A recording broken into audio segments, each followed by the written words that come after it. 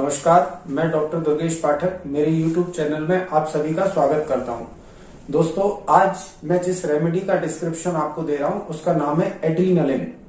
ये रेमेडी एक सारकोड है जो एड्रीनल ग्लैंड के सीक्रेशन से बनती है। थोड़ा सा मैं इसकी एनाटॉमी और फिजियोलॉजी के बारे में आपको बताऊंगा, जिससे आप आज की इस रेमेडी के डिस्क्रिप्शन को समझ पाएंगे। किडनी के ऊपर एक ग्लैंड होती है जिसका नाम होता है एड्रीनल ग्लैंड, और इसके दो हिस्से होते हैं, एक बाहरी हिस्सा और एक अंदरूनी हिस्सा। अंदरूनी हिस्से को हम मेड्यूला कहते हैं, एड्रीनल मेड्यूला, जिससे एक हार्मोन आता है और उस हार्मोन का नाम होता है एड्रीनल हार्मोन। एक इसका काउंटर हार्मोन भी होता है नॉर एड्रीनलिन, जो कि आज का हमारा टॉपिक नहीं है, इसीलिए मैं इसकी बात नहीं कर रहा हूं। मैं बात कर रहा हूं आज एड्रीनल मेड्यूला से सीक्रेट होने वाले एक हार्मोन की, जिसका नाम है एड्रीनलिन। दोस्तों, ये जो हार्मोन है ये हमारे शरीर में तब निकलता है जब हमारी बॉडी की मेटाबॉलिक रेट बहुत हाई होती है, या हम ऐसी सिचुएशन में होते हैं जब हमारी बॉडी को मेटाबॉलिक रेट बढ़ाना होती है। जैसे अगर हम जब हम किसी थ्रेटफुल सिचुएशन में हैं, फियर में है, तो उस समय हमारे शरीर में एड्रीनलिन हार्मोन आकर हमको उस थ्रेटफुल सिचुएशन से कंपनसेट करने की कोशिश करता है, उससे लड़ने की कोशिश करता है, या हमारी बॉडी को इस लायक बनाता है कि हम उस डर वाली स्थिति, फ्राइटफुल स्थिति या थ्रेटफुल स्थिति से हम लड़ सकें। तो एड्रीनलिन हार्मोन हमारी बॉडी में मेटाबॉलिज्म को इंक्रीज करता है। ये वर्ड आप पकड़ लेना, तो आपको आगे जब आप इस रेमेडी का डिस्क्रिप्शन सुनेंगे तो आपको सीखने में मदद मिलेगी। तो दोस्तों, जैसा कि वीडियो की शुरुआत में मैंने आपको कहा कि ये एक सारकोड है, और इस रेमेडी का चुनाव मैंने इसलिए भी किया है क्योंकि ये सिलेबस की final year materia Medica syllabus की मेडिसिन है, और ज्यादातर बीइंग ए टीचर मैं जानता हूं कि इस तरह की रेमेडीज जो कि बहुत ज्यादा वेल प्रूव्ड नहीं है, स्टूडेंट को याद करने में बहुत दिक्कत आती है। तो ये जो भी फाइनल ईयर के स्टूडेंट्स हैं उनके लिए आज का मेरे ये वीडियो है, तो आप जरूर सुनिएगा। तो आइए दोस्तों, हम अपना वीडियो स्टार्ट करते हैं।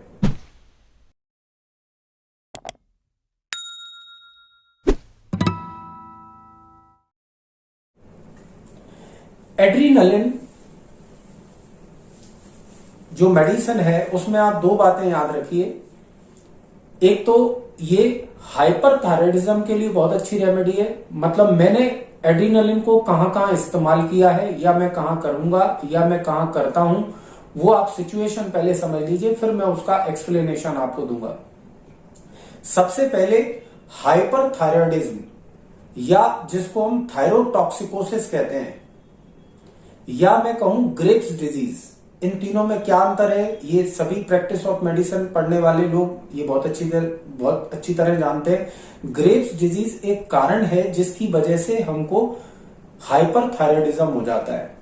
जब हमको हाइपरथायराइडिज्म होता है तो सारे स्टूडेंट प्रैक्टिस ऑफ मेडिसिन के अंदर क्या पढ़ते हैं कि हमारी बॉडी की एक्टिविटीज बढ़ जाती है, हमारी बॉडी का मेटाबॉलिक रेट बढ़ जाता है।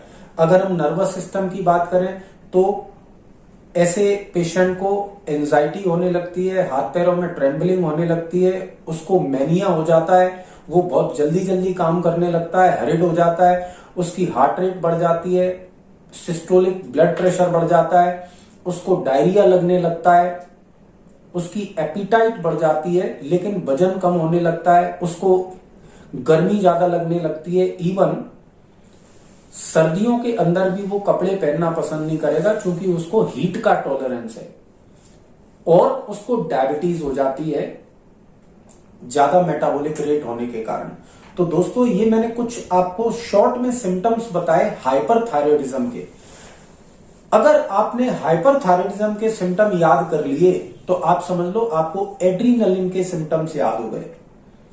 तो इन सभी सिम्टोमेटोलॉजी के अंदर हम एड्रीनलिन मेडिसिन का इस्तेमाल कर सकते हैं।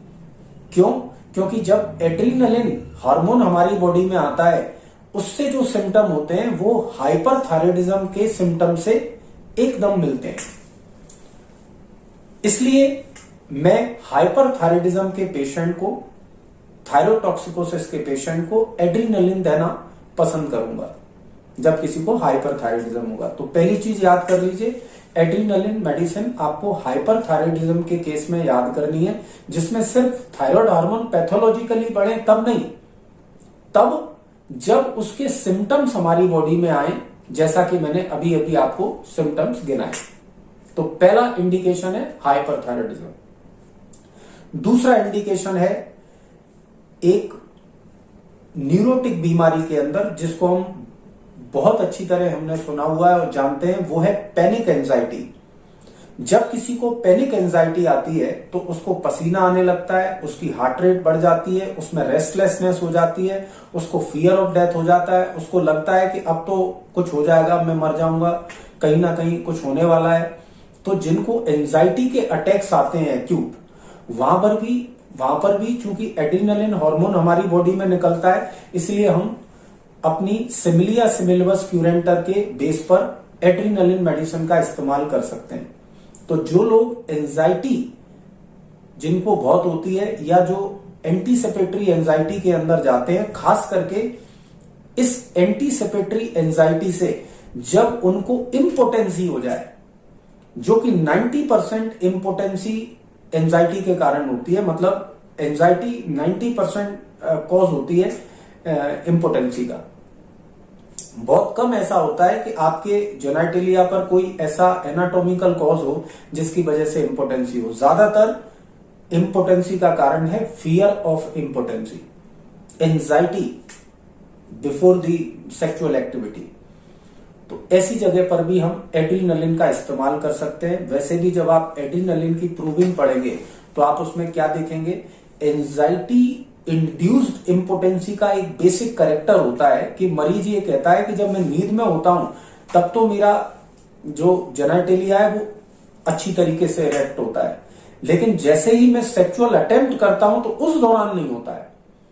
जब भी किसी को इरेक्शन नींद में प्रॉपर हो और जगने पर ना हो, तो ये बात से ये प्रूव होता है कि वो मरीज एंजाइटी इंड्यूस्ड इम्पोटेंसी से सफर कर रहा है। और ऐसे में आप एड्रीनलिन का इस्तेमाल बहुत सफलतापूर्वक कर सकते हैं।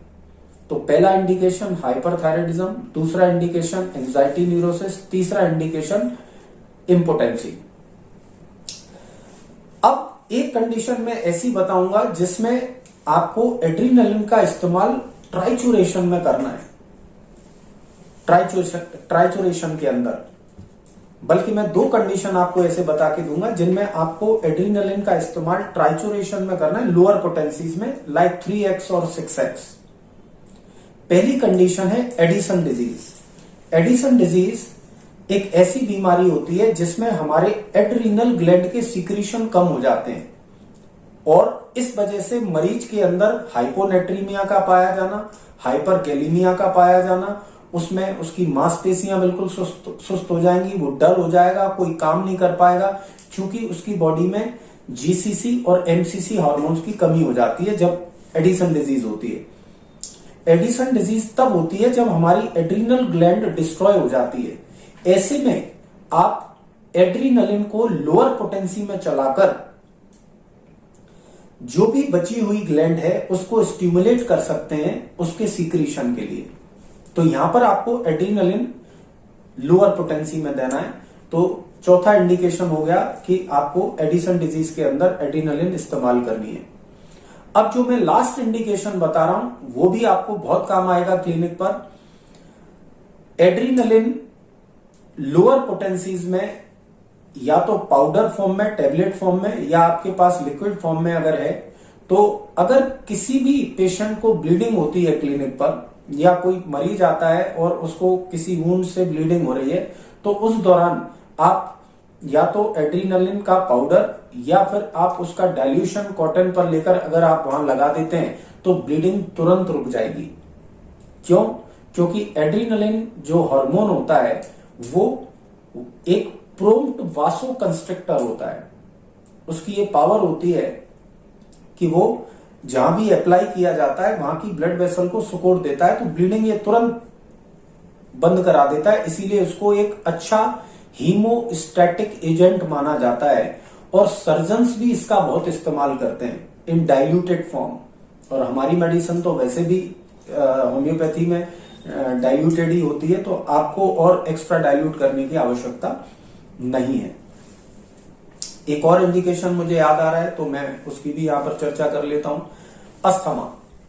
अस्थमा के अंदर भी आप सोचिए क्या होता है। जब अस्थमा का अटैक किसी को आता है तो वो बेचैन हो जाता है, उसको लगता है अब तो वो मर जाएगा, उसकी घबराहट बढ़ जाती है, उसको पसीना आने लगता है, उसको हाथ पैर कपकपाने लग जाते हैं। क्यों? क्योंकि उसके जो ब्रोंकाई हैं, ब्रोंकियोल्स हैं, वो सिकुड़ गए हैं। एड्रीनलिन हार्मोन ब्रोंकाई और ब्रोंकियोल्स को सिकोड़ता है, इसीलिए हम एड्रीनलिन का इस्तेमाल अस्थमा के अटैक में भी कर सकते हैं। तो दोस्तों, मैं यहां पर समराइज कर रहा हूं। एक तो हाइपरथायराइडिज्म के केस में इस दवाई का हम बखूबी इस्तेमाल कर सकते हैं, बहुत अच्छी तरह इस्तेमाल कर सकते हैं। एंजाइटी न्यूरोसिस के केस में इस्तेमाल कर सकते हैं, खास करके जब ये एंजाइटी न्यूरोसिस इम्पोटेंसी से कनेक्टेड हो। इसके अलावा एडिसन डिजीज में इसको इस्तेमाल किया जा सकता है, और कहीं भी ब्लीडिंग को रोकने के लिए इसको लोकली अप्लाई करने के लिए इस्तेमाल किया जा सकता है एड्रीनलिन का, और अस्थमा में इसका इस्तेमाल किया जा सकता है। अगर आपको एड्रीनलिन और अच्छी तरीके से पढ़नी है तो आपको बस सिर्फ एड्रीनलिन हार्मोन आना चाहिए।